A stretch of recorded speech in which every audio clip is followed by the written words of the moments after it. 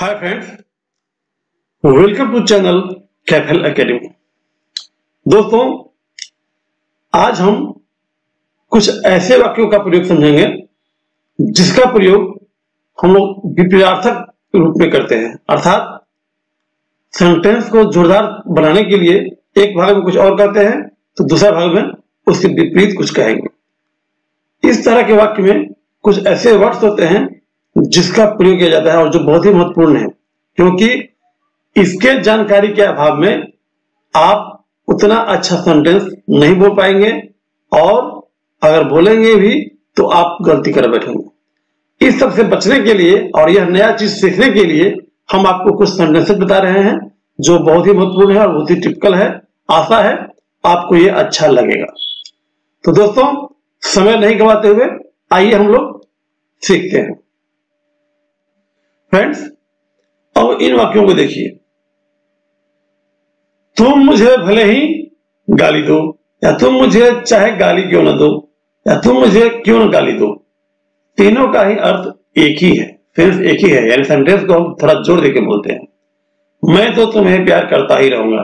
पहला क्लॉज जो बता रहे हैं उसमें बता रहे हैं कि कोई कार्य या कुछ भी तुम क्यों ना करो, लेकिन मैं तुम्हें ये करता ही रहूंगा। इस तरह का वाक्य होता है और ये बहुत ही महत्वपूर्ण है। तो इस वाक्य में भले ही, चाहे, इस सब के लिए वर्ड प्रयोग करते हैं, इवन इफ। तो उसका स्ट्रक्चर क्या होगा, आइए उसके बारे में समझते हैं। इवन इफ या नो मैटर, जिसका अर्थ होता है भले ही या चाहे, फिर सबऑर्डिनेट क्लॉज और फिर प्रिंसिपल क्लॉज। दोस्तों याद रखिए, इस तरह के वाक्य में हम अल्दो या दो का ही प्रयोग कर सकते हैं, लेकिन इवन इफ या नो मैटर अल्दो और दो से ज्यादा एम्फेटिक है, जो हम आपको आगे बताएंगे। तो अभी देख लीजिए, ये स्ट्रक्चर बनाइए।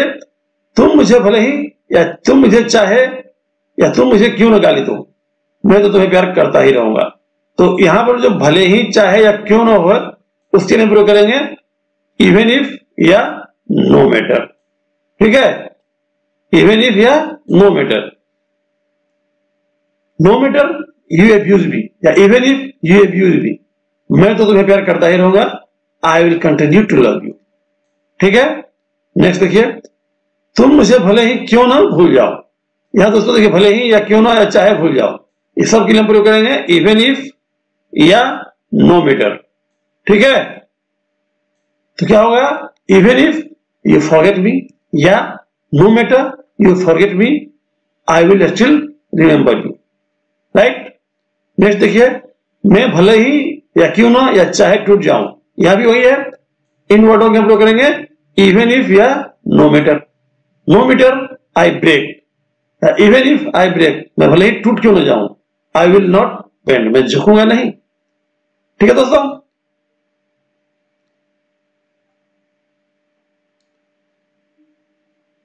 अब ये सेंटेंस देखिए। मैं भले ही या चाहे क्यों ना मिट जाऊं, मैं अपना सिद्धांत नहीं छोड़ सकता। वही even if I am rude, यहां पर हम इवन इफ के बदले में नो मैटर का प्रयोग कर सकते थे। No matter I am real, I can not give up my principle. ठीक है फ्रेंड्स, अभी हम आपको बताए थे कि in this sentence we can use although और दो, बट यूजिंग दो और although is emphatic, while if I use even if या no matter, that is more emphatic than using दो और although। यानी दो या although का प्रयोग करने से ज्यादा जोरदार होता है even if या no matter का प्रयोग करना। इसीलिए हम दोनों का प्रयोग इस अर्थ में कर सकते हैं।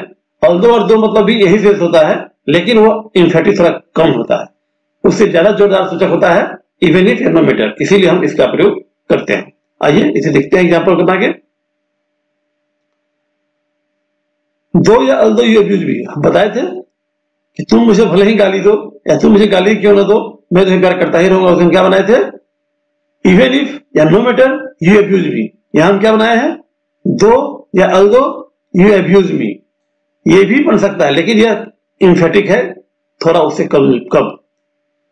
आई विल कंटिन्यू टू लव, इसी में अगर हम दो और अल्दो के बदले इवन इफ का प्रयोग करेंगे तो ये ज्यादा एम्फेटिक हो जाएगा। क्या हो जाएगा, इवन इफ या no matter you abuse me, I will continue to love, that is more emphatic। यही है, जब although का प्रयोग करते हैं तो emphatic होता है, लेकिन ज्यादा जोरदार बनाने के लिए हमको इवन इफ या नो मैटर का प्रयोग करना पड़ेगा।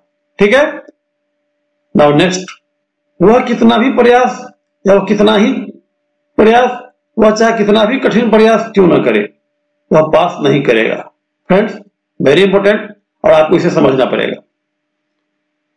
यह वाक्य भी बहुत जोर देकर बोला जा रहा है। तो यहां जो हम लिख रहे हैं कितना भी या कितना ही या चाहे कितना भी, उसके बाद कठिन प्रयास करें। आप इसमें देखिए कठिन क्या है, एडजेक्टिव, प्रयास क्या है, वर्ब। इस तरह के वाक्य में अगर एडजेक्टिव दिया हुआ हो तो उसे हम हाउ ईवर से बनाएंगे। ठीक है। और उसका स्ट्रक्चर क्या होगा, आइए आपको बताते हैं। आप गौर कीजिए, कितना भी, कितना ही, चाहे कितना भी, उसका क्या है, एडजेक्टिव या एडवर्ब रहता है। तो इस तरह के सेंटेंस को बनाने के लिए हाउ ईवर से शुरू करते हैं। क्या बोलते हैं, हाउ ईवर और एडजेक्टिव या एडवर्ब, उसका सब्जेक्ट प्लस में प्लस V1, ये हुआ फर्स्ट क्लॉज के लिए। और सेकंड क्लॉज में जो सेंटेंस रहेगा उसको उस हिसाब से बना देंगे। पहला क्लॉज जिसमें कितना भी, कितना ही, चाहे कितना भी, इस तरह का जोड़ देने के लिए सब शब्द का प्रयोग किया जाता है, उसे बनाने के लिए हम प्रयोग करते हैं हाउएवर प्लस एडजेक्टिव एडवर्ब, उसके बाद सब्जेक्ट प्लस में प्लस V1। ठीक है। यही आपको इंपोर्टेंट स्ट्रक्चर है, इसको याद रखना है। ठीक है। अब आइए इसे एग्जाम्पल देकर समझते हैं। वह चाहे कितना ही या चाहे कितना भी कठिन प्रयास क्यों ना करे, वह पास नहीं कर सकेगा। फ्रेंड्स, वह पास नहीं कर सकेगा, दैट इज वेरी सिंपल। आप इसे आसानी से फ्यूचर में बना सकते हैं। यहां पर मेन दिक्कत क्या है, यह बनाना, वह कितना भी, चाहे कितना ही कठिन प्रयास क्यों न करे। तो पहले को देखना कि इसमें एडजेक्टिव एडवर्ब है कि नहीं। तो यस है, यहां पर कठिन, कठिन क्या है, एडजेक्टिव है। तो पहले हम एसएचजी अप्लाई करेंगे, तो क्या हो जाएगा, हाउएवर। तो हाउएवर। अब कठिन का क्या होगा, इंग्लिश हार्ड, तो हाउएवर हार्ड। फिर सब्जेक्ट था, सब्जेक्ट हो गया ही, फिर मे प्लस V1, तो मे ट्राई। हाउएवर हार्ड ही मे ट्राई, वह चाहे कितना भी प्रयास क्यों न करे, इसका अर्थ ये होता है वह पास नहीं करेगा, ही विल नॉट पास। उसी तरह दूसरा वाक्य में देखिए, वह चाहे कितना भी अच्छा खेले, वह चाहे कितना भी अच्छा मैच खेले, वह मैच नहीं जीत सकता है। However well he may play, he can't win the match. ठीक है दोस्तों। तो आपको समझ में आ गया होगा कि इस तरह के वाक्य में जब एडजेक्टिव एडवर्ब रहता है तो हम क्या करते हैं, however plus adjective plus subject plus में प्लस V1 का प्रयोग करते हैं। ठीक है फ्रेंड्स, आगे देखिए, सीता कितना भी सुंदर हो मुझे आकर्षित नहीं कर सकती। यहां भी सुंदर क्या है, एडजेक्टिव है। क्या हो जाएगा, however beautiful she may be, she can't attract me. तो यहां जो है however beautiful she may be, यही इंपॉर्टेंट है, इसी का आपको जानना है। ठीक उसी प्रकार राम कितना भी जोर से क्यों ना बोले, मैं नहीं सुनूंगा।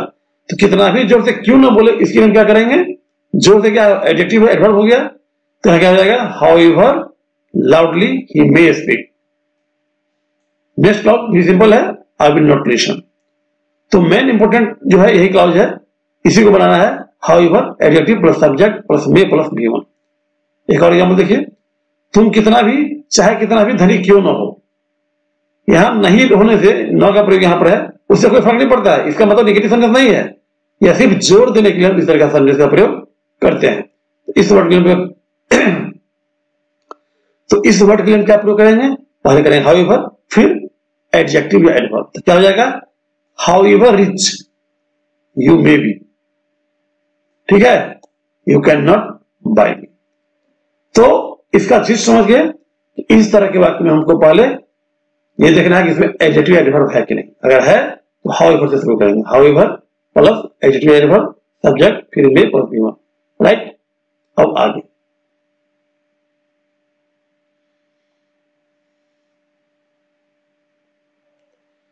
दोस्तों, नेक्स्ट सेंटेंस जो भी हम बताए हैं उससे मिलता जुलता है। वह कितना भी या कितना ही, चाहे कितना भी प्रयास क्यों न करे, वह पास नहीं कर सकेगा। इससे पहले वाला जो वाक्य था उसमें क्या था, वह कितना भी कठिन प्रयास क्यों न करे, उसमें कठिन एडजेक्टिव था। यानी जब सेंटेंस में एडजेक्टिव एडवर्ब रहेगा तो किसी और तरीके से बनेगा, अगर एडजेक्टिव एडवर्ब नहीं रहेगा तो उसको हम दूसरे ढंग से बनाएंगे। किस ढंग से बनाएंगे, आइए उसका एक्सरसाइज आपको हम बताते हैं। यहां पर क्या है, चाहे कितना ही के बाद प्रयास क्यों न करे, यह प्रयास क्या हो गया, वर्ब हो गया। तो जब इस तरह के वाक्य में वर्ब रहता है, एडजेक्टिव एडवर्ब नहीं रहता है, तो हम उसको कैसे बनाते हैं, तो उसका एक्सरसाइज हो जाता है, पहले वर्ब का प्रयोग करेंगे, जिस वर्ब के साथ कितना ही क्यों ना हो ये लगा हो, तो वो वर्ब का प्रयोग पहले करेंगे, उसके बाद एज, फिर सब्जेक्ट और फिर विल। दोस्तों ये एक भाव है। भाव क्या है, पहले हम वर्ब का प्रयोग करते हैं इंपरेटिव में, फिर एज बदलता है जितना, सब्जेक्ट हो गया, और विल मतलब यहां होता है चाहना। दोस्तों विल का प्रयोग हम एज ए मॉडल करते हैं फ्यूचर में, जिसका अर्थ आगे की होता है, लेकिन विल का प्रयोग एज ए मेन वर्ब भी होता है, जिसका अर्थ होता है इच्छा करना, चाहना। तो इस सेंटेंस को जो हम बता रहे हैं आपको, वो भाव पर है। भाव क्या है वो समझिए। ये कह रहा है verb plus as plus subject plus will मतलब हो गया कि तुम प्रयास करो, एज जितना, तुम सब्जेक्ट विल चाहते हो। उसका अर्थ यह हो गया कि तुम चाहे कितना ही प्रयास क्यों न करो, उसका भावार्थ है, ये भाव है। अगर ये आप समझ जाएंगे तो फिर आप गलती नहीं करेंगे और आराम से बोल सकते हैं। आइए इसे एग्जांपल में जब देखेंगे तो और क्लियर होगा। दोस्तों ये सेंटेंस है, वह कितना भी या कितना ही चाहे कितना भी प्रयास क्यों न करे। तो यहां प्रयास क्या है, वर्ब है, तो हम प्रयास के लिए क्या करते हैं, ट्राई। तो ट्राई एज, ट्राई मतलब हो गया कोशिश करना। तो इंपरेटिव में हम पहले वर्ब का प्रयोग कब करते हैं, इंपरेटिव में करते हैं, जिसका अर्थ होता है कि उसको कहना। जैसे हम कहेंगे डू मतलब करो या करिए, गो मतलब जाइए या जाओ। तो यहां क्या कर रहे हैं, ट्राई यानी प्रयास करो, एज जितना, ही वह, विल चाहता है, मतलब वह प्रयास करे जितना वह चाहता है, यानी वह जितना ही प्रयास कर ले या वह कितना ही प्रयास कर ले, उसी का भाव ऐसे व्यक्त होता है। प्रयास करे जितना वह चाहता है, मतलब वह कितना ही प्रयास क्यों न कर ले। नेक्स्ट वेरी सिंपल है कि वह पास नहीं कर सकेगा, ही विल नॉट पास। बस इस कंसेप्ट को याद रखिए कि अगर उस वाक्य में एडजेक्टिव एडवर्ब दिया हुआ हो तब तो हम प्रयोग करेंगे हाउएवर का स्ट्रक्चर वाला, लेकिन अगर एडजेक्टिव एडवर्ब नहीं दिया हो, सिर्फ वर्ब दिया हो, तो प्रयोग हम करेंगे इस स्ट्रक्चर का, जिसमें है verb plus as plus subject plus will. ये ध्यान रखिए, दोनों में डिफरेंस ये है, उसमें एडजेक्टिव एडवर्ब था इसलिए हम हाउएवर वाला स्ट्रक्चर प्रयोग करेंगे, इसमें एडजेक्टिव एडवर्ब नहीं है इसीलिए इसमें प्रयोग करेंगे verb plus as plus subject plus will, मतलब जितना वह चाहता है। As plus subject plus will मतलब जितना सब्जेक्ट चाहता है, और वर्ब जो भी रहेगा वो। इस आधार पर हम इसको बनाते हैं। एक और एग्जांपल देखिए, तुम कितना भी या चाहे कितना भी गाली क्यों ना दो, मैं तुम्हें गाली नहीं दूंगा। एब्यूज गाली दो, किसके, मुझे। एज जितना, यू तुम, विल चाहते हो। गाली दो मुझे जितना तुम चाहते हो, यानी तुम मुझे कितना भी गाली क्यों ना दो, उसका ये भाव हुआ। तो मैं बता रहा हूं बार बार, ये भाव आधारित है, इसमें कोई एडजेक्टिव एडवर्ब नहीं है, इसीलिए हाउएवर वाला स्ट्रक्चर हम प्रयोग नहीं किए हैं। ठीक है, जहां सिर्फ वर्ब का प्रयोग करना हो तो हम वर्ब से शुरू करेंगे, हाउएवर से नहीं। हाउएवर का प्रयोग कब करेंगे, जब उस वाक्य में कोई एडजेक्टिव एडवर्ब दिया हो तो। ठीक है, आगे क्या है, I will not abuse you, very simple. उसी प्रकार वह कितना भी या कितना ही या चाहे कितना ही क्यों न बड़बड़ाए, बड़बड़ाना होता है मरमर, तो मरमर बड़बड़ाए। एज जितना, ही वह, विल चाहता है, मतलब वह कितना भी क्यों न बड़बड़ाए, आई विल कीप क्वाइट, मैं शांत रहूंगा, मैं चुप रहूंगा। वेरी सिंपल फ्रेंड्स, आप समझ गए होंगे। तो दोस्तों अब आइए इन वाक्यों को देखते हैं। वह कुछ भी चाहे कुछ भी क्यों ना कहे, मैं उससे सहमत नहीं हूं। फ्रेंड्स, इससे पहले जो हम बताए थे उसमें वाक्य में वह चाहे कुछ कितना भी, वह चाहे जितना भी, वह चाहे कितना भी क्यों ना कहे, इस तरह का था। अभी यहां जितना और कितना का स्थान पर कुछ का प्रयोग हो गया है। क्या हो गया है? वह कुछ भी चाहे कुछ भी क्यों ना कहे। तो जब जितना या कितना लगा रहेगा उस सेंस में हम प्रयोग करेंगे वर्ब और उसके बाद एज का। लेकिन इन वाक्यों में जहां कुछ भी चाहे कुछ भी लगा हो उसके लिए हम प्रयोग करते हैं व्हाट का, और उसका हम एक स्ट्रक्चर बताएंगे जो लगभग सेम होता है, सिर्फ एज के बदले में हमको व्हाट करना पड़ेगा। तो आइए दोस्तों इन वाक्यों को देखते हैं किस तरह से बनाया जा सकता है और कितने तरीके से बना सकते हैं। दोस्तों इसमें स्ट्रक्चर होता है verb plus what plus subject plus will. उन वाक्यों में क्या था? Verb plus as plus subject plus will. क्यों? वहां पर जितना या कितना लगा हुआ था, यहां पर कुछ लगा हुआ है, इसलिए कुछ के लिए प्रयोग करते हैं व्हाट। मैं पहले ही बता चुका हूं कि इसका यूज सेंस के आधार पर होता है। वहां पर था क्या? वर्ब के साथ एज, क्योंकि वहां जितना या कितना लगा हुआ था। यहां वर्ब के साथ व्हाट का प्रयोग किया गया है क्योंकि यहां पर कुछ लगा हुआ है, चाहे कुछ भी। अब इसका अर्थ क्या होता है, कैसे इसका भाव बनता है, वो आपको हम आगे बताते हैं। पहले हम ये समझाते हैं आपको कि इसको दो तरीके से बना सकते हैं। एक स्ट्रक्चर जो भी बताए हैं, verb plus what plus subject plus will, उसके बाद प्रिंसिपल क्लॉज। दूसरा स्ट्रक्चर होता है whatever plus subject plus may plus be one. दोस्तों व्हाट एवर मतलब होता है जो कुछ भी, इसका भी अर्थ वही होता है जो कुछ भी आप कर सकते हो, जो कुछ भी आप कर सकते हो, यानी आप जो भी कहें आप कुछ भी करें, इसका भाव यही होता है। तो जो सेंटेंस था वह कुछ भी चाहे कुछ भी क्यों न कहे, आइए उसको बनाते हैं और उसको हम समझाते हैं कि किस तरह इसका भाव बनता है। तुम कुछ भी चाहे कुछ भी क्यों न करो, पहले क्या करेंगे? वर्ब डू, फिर व्हाट, फिर यू प्लस विल। इसका अर्थ क्या हुआ? अब ये देखिए, हम बता चुके हैं अगर वर्ब से किसी सेंटेंस को शुरू करते हैं मतलब वो इंपेरेटिव हो गया। तो डू मतलब करो, व्हाट जो, यू आप, विल चाहते हैं, मतलब कुछ भी करिए जो आप चाहते हैं, करिए जो आप चाहते हैं, मतलब तुम चाहे कुछ भी करो, तुम आप कुछ भी कहो। मतलब क्या हुआ कि करो जो तुम चाहते हो। यहां सेंस क्या होता है? तुम चाहे कुछ भी करो। मैं तुम्हें पैसा नहीं दूंगा, आई will not give you money. ये हुआ एक स्ट्रक्चर। दूसरा था व्हाट एवर से, अब उसे देखिए कैसे बनाते हैं। What ever you may do, हम बताए हैं कि व्हाट एवर का क्या होता है? जो कुछ भी, जो कुछ भी तुम कर सकते हो, मतलब तुम कुछ भी करो, आई will not give you money, मैं पैसा नहीं दूंगा। तो उसका सिर्फ ये होता है तुम चाहे कुछ भी करो या तुम कुछ भी करो। तो स्ट्रक्चर का भाव वही होता है। तो इस तरह के वाक्य हम इन दोनों स्ट्रक्चर का प्रयोग करके बना सकते हैं। ध्यान ये रखना है कि अगर जितना या कितना लगा हो तो व्हाट के बदले प्रयोग करेंगे हम एज का, पहले वाले स्ट्रक्चर में। ठीक है, अब एक दूसरा एग्जांपल देखिए दोस्तों। सेंटेंस क्या है यहां पर? वे लोग कुछ भी चाहे कुछ भी क्यों न सोचे। वर्ब यहां पर क्या है? सोचना। तो पहले सेंटेंस शुरू करेंगे पहले वाले स्टेप में वर्ब, यानी सोचने का जो इंग्लिश होता है उसका प्रयोग पहले करेंगे। तो क्या हो जाएगा? थिंक, फिर व्हाट, फिर वे लोग सब्जेक्ट है तो दे, और फिर विल, मतलब सोचे जो वे चाहते हैं। Think what they will, I don't care.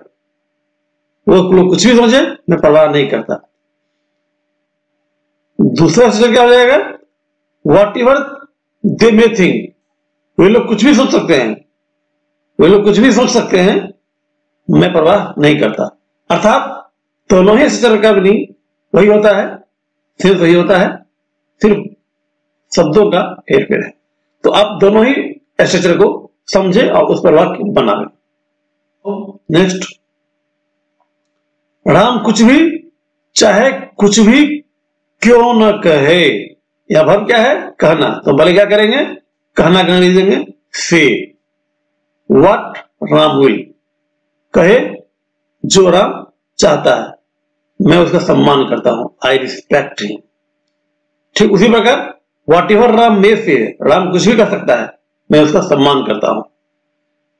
ठीक है, तो आपको समझ में आ गया होगा कि इस तरह के वाक्य को हम दोनों में से किसी स्ट्रक्चर से कैसे बनाएंगे, और इसके आधार पर आप अधिक से अधिक सेंटेंस बनाएं ताकि आपको प्रैक्टिस हो जाए इसे बोलने के लिए। बहुत ही उपयोगी है जोरदार सूचक बनाने में, बोलने में।